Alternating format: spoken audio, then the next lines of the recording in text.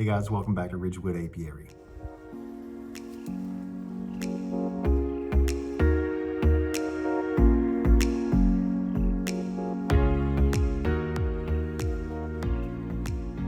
Today I want to do something a little bit different. Rather than us actually being out in the apiary, we're going to be in the classroom today. This is actually my classroom that I teach in every single day. So I guess welcome, have a seat. But I'm actually wanting to go into some of the more educational bits of beekeeping. We're going to look at how bees got here in the first place. We're going to look at the different caste system that you see within the hive. We'll look at some of the jobs that the different bees have. And what does a normal beekeeping season look like? Honeybees are not actually native to North America. They came over with the settlers back during the 1600s. And they were either in like parts of a tree, like hollowed out, or in a skep, which is what you actually think of whenever you think of like a traditional beehive. And that's one of the things I also want to clear up. There's a difference between a beehive and a bee nest. So the hive is what beekeepers keep, the box, okay? Or if you're thinking that old school design, the kind of like woven basket called a skep, that is a hive. A nest is what you would find out in the wild in some type of like hollowed out tree, for instance. So they came over with the settlers and were also known as the white man's fly because they spread quicker than the white man. So Native Americans had kind of a heads up that the white men were on their way by seeing honeybees show up. There have been actual like fossils of honeybees found in North America from prehistoric times, but all those went extinct. So all the honeybees that we have currently here in North America are technically an invasive species, but they're very beneficial, and that's one of the things that makes them non-invasive. The type bee that was actually kept in the early days of America was a German black bee, and it's exactly what it sounds like. Right here, you can see it. And the issue that beekeepers ran into was that anytime they went to harvest honey, they would actually have to destroy the hive and essentially kill the colony. Fast forward to the 1850s, you have a man by the name of Reverend Langstroth, and he takes some principles that are already established, but the one thing that he really comes up with is this idea of bee space. How much space does a bee actually need to work? With bee space, 3/8 of an inch is perfect for the bees. It's enough for them to actually move in between combs, and once the comb is built out enough, and there's just that 3/8 of an inch space, the bees won't build anymore. So he was able to really utilize that. His hives had these removable frames, so you wouldn't have to actually destroy the comb anymore to harvest honey. It made inspections a lot easier because again, you don't have to destroy the hive. And there are different types of hives. I use Langstroth 10 frame hives. There's also the Langstroth 8 frame, which is basically just narrower. It's lighter. One day I probably will convert over to that, but just for like my own sake and learning right now, I'm sticking with the 10 frame. And as I get a little bit more experience, I'll probably move to an 8 frame. There's other types of hives that are completely different designs. You can have a top bar hive, for instance, which is literally just this one bar, and that's it. Over time, we actually brought in a different bee because the German honeybee was not working for us.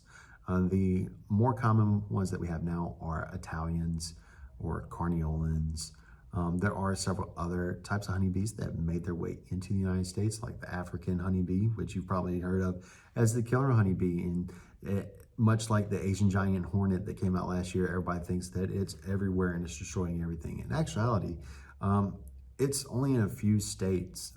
On the East Coast, it's only about in the middle of Florida. It is located in a few other states, especially in the Southwest, but we really haven't seen any spread of the African honeybee in quite a while. And it's not a killer honeybee. The only thing about it is it's much, much more defensive, and I would also say much more patient. So if you think about that cloud of honeybees that's like chasing someone as they jump into water and then just like hovers over the water, that's an African honeybee. Fortunately, in South Carolina, we don't have any reported cases of African honeybees yet.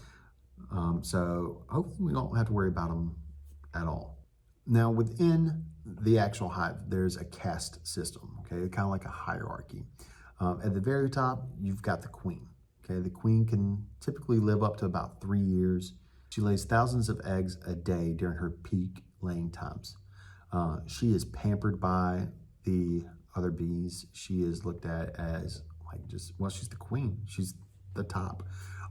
There are times where the queen is no longer producing like she should, or maybe she's sick, maybe she was accidentally squished by a beekeeper, or something has gone wrong with her, and the bees decide that it's time to requeen. They will pick an egg that she's laid and actually feed it something called royal jelly. This is actually given to all bees, but after a few days, it stops. So with a queen though, she gets royal jelly throughout, and it almost acts as like a steroid. So she's actually physically bigger, longer. Her thorax is a little bit wider than all the other bees. Then once she's hatched, she'll hang out in the hive for about a week because she still has to develop some muscles.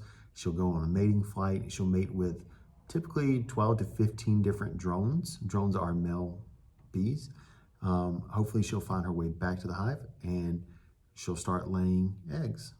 You can tell if a bee is going to be a queen by the way that the cell is actually constructed. It hangs off of the frame versus in the frame, and it looks kind of like a peanut, and that's just because she, again, is much bigger than all the other bees that are going to be hatching out of those or emerging out of those different cells.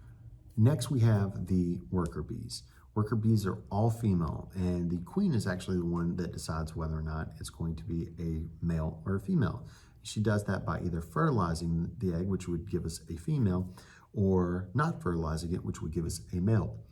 Worker bees typically take about 21 days to emerge from their cells.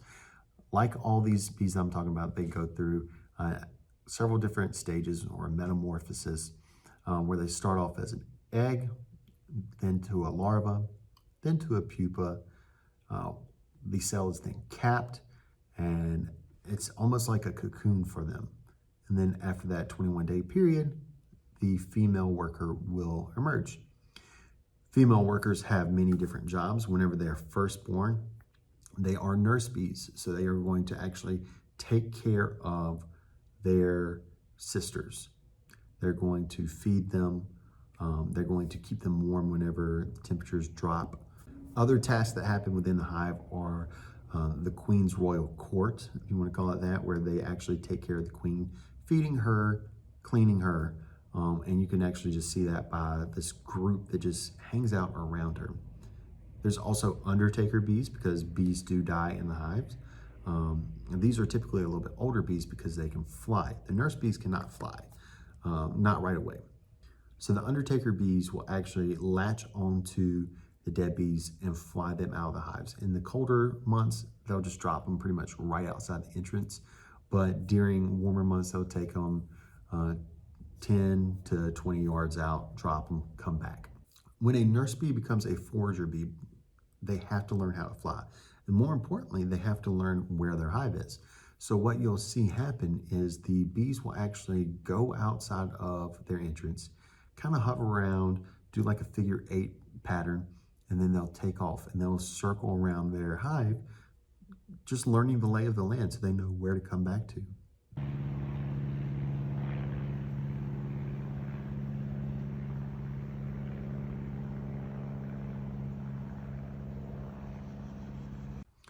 So now you've got a forager bee. It's going to go out, connect pollen and nectar. All bees have these little pollen sacs on the back of their legs. And what they will do is they'll put the pollen in these sacs and actually kind of bend their leg and pack that down. Now this typically happens towards the end of their lives. Bees only live to be about 28 days old. And that's it for the female bees. It's a cycle that is just constant. Now, one thing that will happen as it gets colder is the lifespan of a bee will go up, mainly because they're not moving as much. They don't so much hibernate, but they will cluster together and just not use as much energy. And that leaves us with the drones. These are male bees. They are bigger. They kind of look like your traditional bumblebee. They are typically pretty lazy. They don't contribute to the hive. All they really do is eat, and then they'll fly off and try and find a queen to mate with. Now, once they mate with the queen, they actually die. What's even more interesting about the drones is as we get closer to the winter, when resources are less available, the worker bees will actually kick them out of the hive because, again, all they do is eat. They don't contribute in any way. So what do the different seasons look like? Well, right now it is March 2nd. We are getting ready to go into spring, so my hives are actually ramping up. They are building in brood. Remember, brood is just the baby bees that have not emerged yet. They're trying to get their numbers up. They're starting to collect pollen. Nectar hasn't started flowing yet, so I'm actually having to feed them, and all I'm giving them is sugar water, which is a 1-to-1 ratio. It's not super thick, and I put a little bit of essential oil in there that's a lemongrass scent, and that seems to attract them a lot more. For South Carolina, once we hit April, we start our nectar flow. So from April to early June, the bees are just going to be bringing in pollen and nectar constantly. Hopefully that means good things for us, because each honey super I put on is about 35 pounds worth of honey if it's completely full. So hopefully we'll be able to get a little bit of that. Once June hits, we go into what's called a dearth, which is where all the plants are dry. There's no nectar left for them. So at that point, I'll start feeding them again, and I'll probably split my hives. It's possible that once we get into the autumn months that we actually will see a small flow again. Typically goldenrod is the main thing around here, and it smells so bad. It smells like just dirty, wet gym socks coming from the hive, but that's the goldenrod. It doesn't taste bad. It doesn't have a dirty taste to it at all. It actually tastes really good, but the overall smell of it, like, you know when the goldenrod nectar flow is on. And then we hit winter, which luckily for us in South Carolina, the queen's still gonna lay a little bit because we do have warmer months. But for the most part, there's not really a lot to do. For us, it's mainly just repair the hives, any hive bodies. I've actually been painting mine and kind of putting together new woodenware, buying more equipment. Other than that, you're just waiting until, it warm up and get above 50 degrees. So that's it for our first educational video. Hopefully you guys enjoyed it. Hopefully you learned something. It's just the basic information. There's so much that you can still learn, but really you can only learn it by doing it. Hopefully you guys will be able to learn a little bit from me as I go in the hives, and I'll try my best to explain some of the things that I've pointed out in this video, and maybe point out some new things as well. As always, I want to let you guys know that I really appreciate you taking your time to watch this video. Please make sure that you like, share, subscribe, comment, and just give me some general feedback. Let me know if you learned anything. That'd be really helpful for me. I'm still trying to come up with a catchphrase, so please let me know if you have one for me. I'd really appreciate it. But until next time, take care.